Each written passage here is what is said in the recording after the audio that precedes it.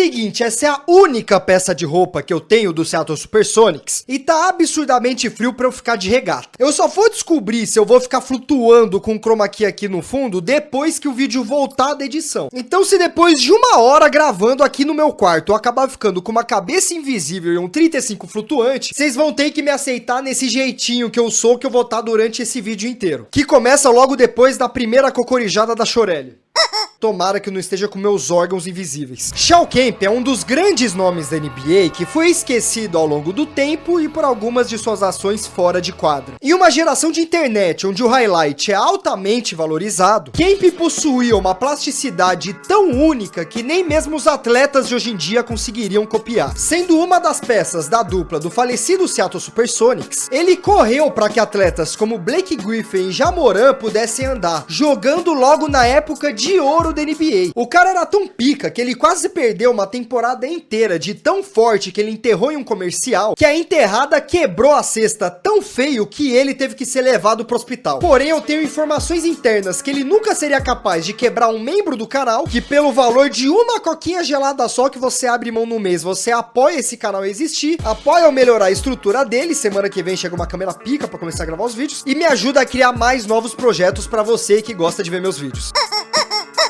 Shao Kemp não jogou no universitário antes de ser draftado, mas também não foi selecionado direto do ensino médio igual outras estrelas como LeBron James. Quando jogava no ensino médio na Concord High School, Kemp foi considerado um dos 5 melhores jogadores do país, sendo selecionado para o McDonald's All-American de 88, uma das seleções mais importantes para o high school dos Estados Unidos, foi nomeado Gatorade State Player of the Year do estado de Indiana, onde ficava a escola que ele jogava, e se tornou o maior cestinha da história da escola, com recordes de pontos em um único jogo, pontos em uma temporada e pontos na carreira de jogadores que passaram por lá. Porém, quando acabou o high school, ele não foi direto para o draft. Depois de acabar a escola, ele entrou para a Universidade de Kentucky, mas ele não atingia os requisitos mínimos para poder jogar na NCAA, o que fez ele perder o seu primeiro ano de universitário. Porém, no mesmo ano, ele acabou saindo de Kentucky após ser acusado de roubar 2 correntes de ouro, indo para Trinity Valley Community College. Porém, no ano seguinte, que tinha feito 19 anos, ele decidiu não continuar na faculdade e entrou para o draft, sendo escolhido na 17ª posição do primeiro round do draft de 1989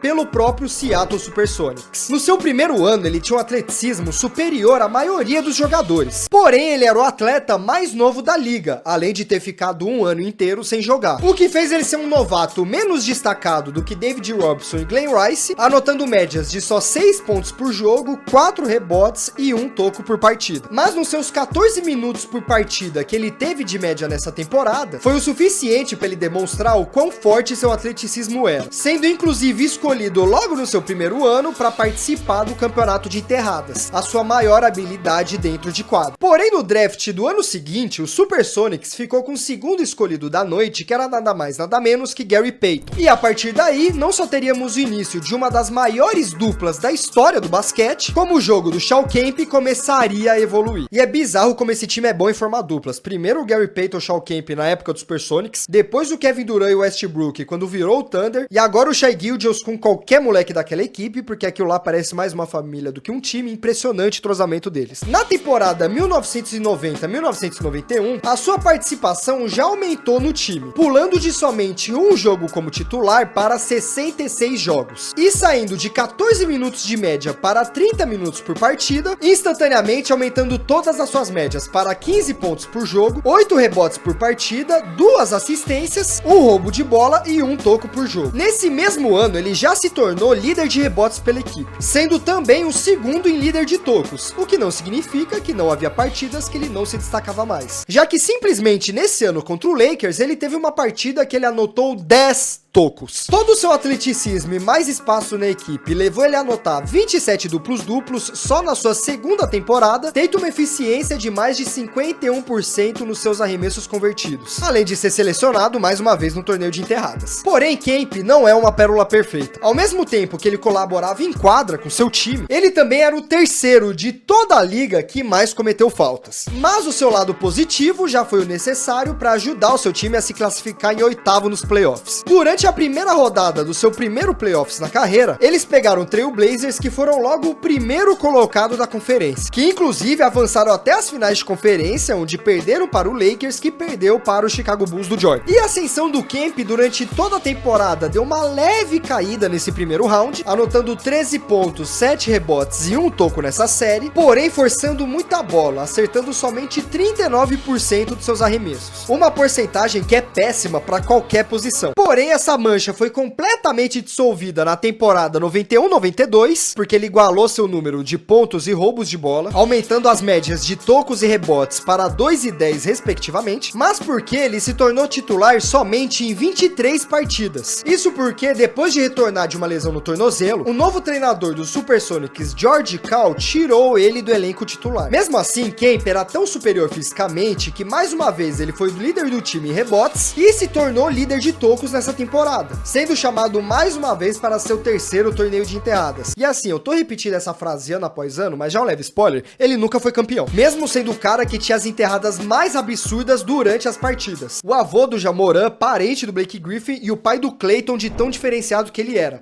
Essa referência só quem é original do canal vai lembrar. Ele ainda conseguiu seu terceiro líder de pontos do time, mesmo sem ser titular, e para os playoffs eles melhoraram a performance da temporada naquele ano, subindo para sexto da conferência. E se no primeiro playoffs que Kemp foi na carreira ele ficou meio tímido, dessa vez ele finalmente se mostrou uma peça essencial para a equipe. Sendo titular na primeira rodada, que foi contra o Warriors, Kemp se tornou uma máquina de duplos-duplos, com 28 pontos e 16 rebotes no jogo 1, 17 e 19 no jogo 2, 22 e 10 no jogo 3, e para fechar a série em 4 jogos, aliás, curiosidade, naquela época o primeiro round era melhor de 5 e não melhor de 7 igual é hoje em dia, só o segundo round em diante que era melhor de 7. Uma performance final de 21 pontos, 20 rebotes e 5 tocos, o que é muita coisa. E foi nessa série que a jogada mais marcante da sua vida aconteceu.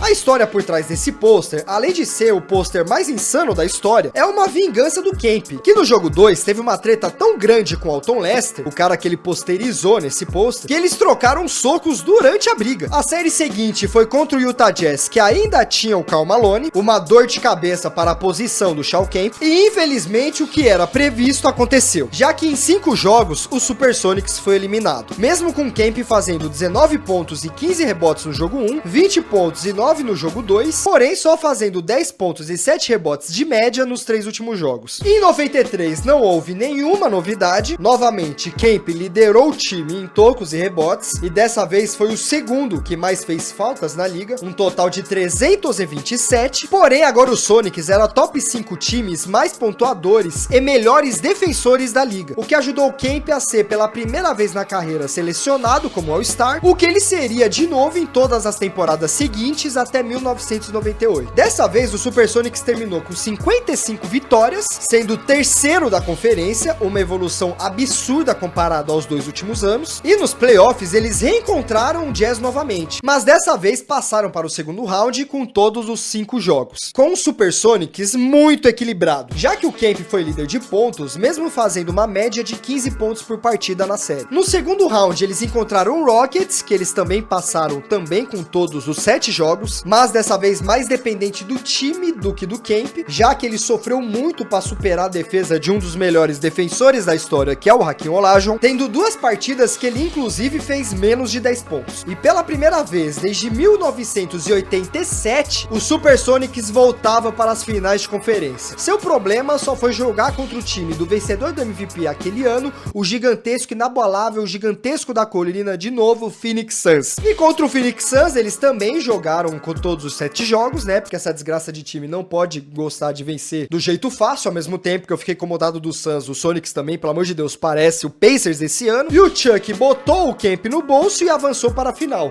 só pra também depois apanhar do Michael Jordan. Mas isso daí vocês vão, aliviar, né? Era o Michael Jordan. Mas esse resultado foi super positivo. Mostrou que o Supersonics estava calibrado pra conseguir, talvez, de novo ganhar um título. Na temporada 94, tudo parecia positivo novamente. Tanto o Kemp quanto o Gary Payton entraram na lista de concorrentes a MVP ao mesmo tempo. Camp foi nomeado para o segundo time ideal da NBA, ele alcançou recordes na carreira de média de assistências, roubos de bola e toco, eles ganharam os 10 primeiros jogos seguidos e depois da primeira derrota, eles nunca perderam 2 jogos seguidos na mesma temporada, foram o primeiro lugar da conferência e o melhor time daquele ano, com uma campanha de 63 vitórias e só 19 derrotas. Tudo parecia que agora, nesse ano, o título finalmente viria. Mas, porém, todavia, entretanto, tal qual o Thunder de 2024, aliás, esse time tem algum problema com anos que acabam de 4, lá ele, Pro Max, o Supersonics perdeu para o Nuggets de Dikembe Mutombo logo no primeiro round da conferência.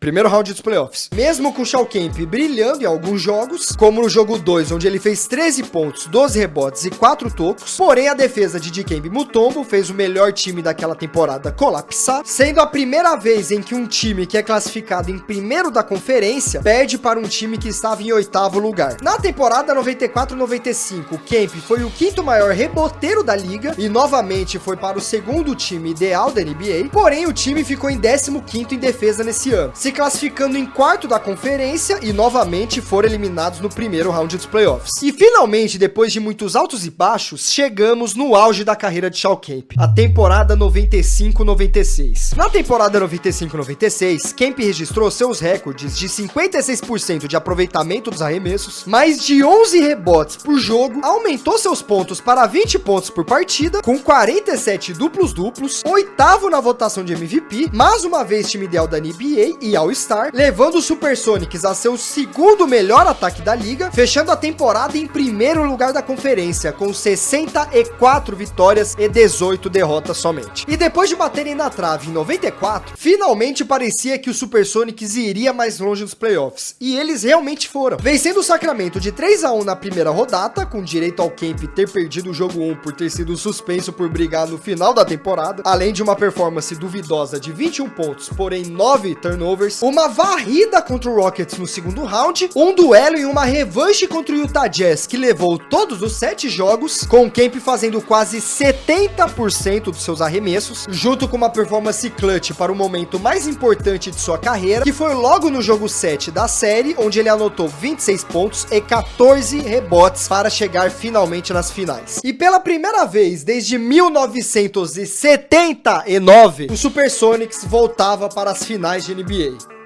O único problema foi esse careca aqui. Enfrentando logo o segundo melhor time da história do basquete, o 72-10 Chicago Bulls, a dupla Gary Payton Shawn Kemp peidou na farofa. Com 32 pontos logo de cara no Shawn Kemp do jogo 1, 29 pontos, 3 rebotes e 5 tocos no jogo 2, o Supersonics perdeu os 2 primeiros jogos mesmo assim. E após uma pipocada do Shawn Kemp no jogo 3, onde fez só 14 pontos, o Supersonics só conseguiu ganhar o segundo jogo em casa, com Kemp fazendo 25 pontos e 11 rebotes, convertendo 70% dos arremessos. Mas já que só o LeBron e a James conseguiu virar uma série onde o time estava perdendo de 3-1, o Bulls levou esse título nessas finais. Supersonics tinha chego muito perto, eles poderiam tentar de novo com esse time chegar para as finais, mas tal qual a queda do Thunder em 2016, aliás, outro problema que esse time tem com anos que acabam em 6, viu? Impressionante. Aquele seria o último auge do Supersonics. Na temporada seguinte, o Supersonics não podia mais pagar o Shawn Kemp o valor que ele achava que merecia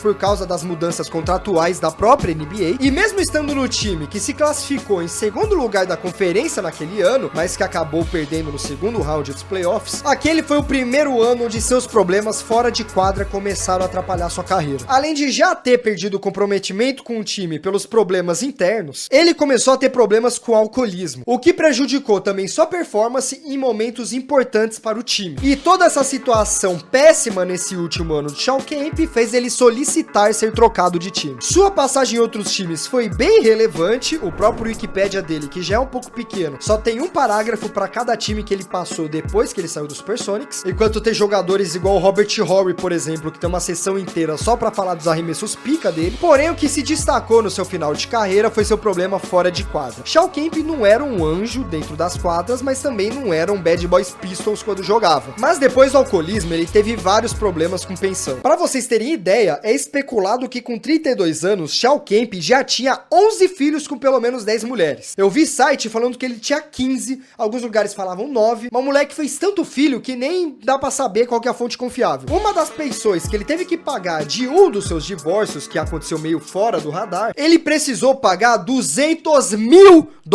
por mês. Tanto que hoje em dia, se ele já não está falido, ele tá quase quebrado. Além disso, ele teve várias detenções e prisões relacionadas ao porte e uso de droga, mas essas foram mais em 2005, um pouco depois que ele entrou no Cavaliers, alguns anos ali. E agora em 2023 ele chegou a ser preso por ter atirado dentro de estacionamento, porém alegando legítima defesa, e foi solto por não ter provas que não era legítima defesa. A fiscalidade dele em quadra ainda salvou ele até a temporada do lockout com o Cavaliers. Mas quando essa temporada acabou, aí sim os problemas fora de quadra começaram a afetar dentro dela. Com 33 anos ele se aposentou depois de jogar pelo Magic, pra vocês verem como é aleatório. E alguns anos depois, o Supersonics virou o Oklahoma City Thunder. O Kemp nunca foi o cara que liderou a posição dele. Ele nunca foi o número 1 da sua posição, nunca foi o número 1 em nenhum ranking. Porém, ele era um jogador que dentro de quadra chamava muita atenção e dava muito hype de torcer. Ele era literalmente o hype que a gente tem com o Ja Morant jogando em quadra hoje em dia, do mesmo jeito que o Ja Morant não é cotado pra ser top 5 melhores jogadores da liga atualmente. Porém, do mesmo modo, ele ainda fez um time pequeno, menor do que o Thunder daquela época, que foi o principal problema que fez o Supersonics ser vendido. Chegar em um patamar tão grande que a última vez que esse time conseguiu era uma época que os jogadores nem estavam mais em atividade. Shao Kemp foi um ídolo de uma cidade, que fez uma cidade chegar perto de repetir o seu sonho.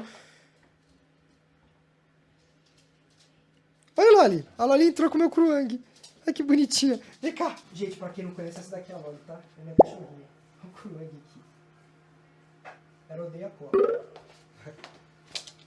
Em uma cidade tão unida que o esporte é uma das coisas mais importantes que faz aquela comunidade se unir. É só ver o próprio Thunder, que foi campeão agora. De 700 mil habitantes, é estimado que 600 mil estavam na parada do Thunder. Os caras até ganharam cada dia pra um jogador do mês. Eu inverti as palavras, mas vocês entenderam, né? Cada um ganhou um dia do mês pra eles. E é triste que um jogador que estava se destacando pelo esforço e teve ali o seu nome em uma época sem internet, porque se fosse com internet, pode ter certeza que cada semana seria um edit de TikTok dedicado só as enteadas que ele tinha em quadra, infelizmente foi destruída por uma crise que ele teve ali fora da quadra, logo depois de ter acabado de chegar no ponto mais alto de sua carreira. Talvez ele tivesse ajudado o Supersonics a ir mais longe, talvez não tivesse uma crise interna dentro do time, talvez ele tenha começado esses vícios por causa de achar que não ia mais receber dinheiro por não conseguir o valor que ele queria quando vencesse seu contrato. A gente nunca vai saber. O que a gente sabe é que o final dessa história é triste, mas pra ser feliz, só virando membro do canal. Atualmente temos mais de 60 pessoas que são meu membro, 4K OLED Pro Max lá ele. Nós chegamos a 70, porém caímos, então por favor, se eu fiz alguma coisa pra você, escreve nos comentários, porque eu acho que eu não fiz nada de errado. E aproveita que por menos de um nadazinho gelado, você se junta a essa galera que apoia o nosso trabalho pra fazer isso acontecer. Comente Reinado se você ficou até aqui, porque o apelido dele virou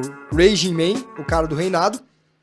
Mas ele não ganhou nenhum título, tudo bem? E para continuar essa refeição, esse é o último vídeo de tela verde informativo igual a esse do canal, se você gostou. Aqui embaixo é meu último vídeo de opiniões duvidosas. E se você é tão preguiçoso que até agora não virou membro, aqui você pode clicar em mim para virar o meu membro do canal. Clica aqui, vem. Muito obrigado que você ficou até aqui. Eu sou o Psico ABC e agora eu vou arremessar a Chorelli com o microfone nela.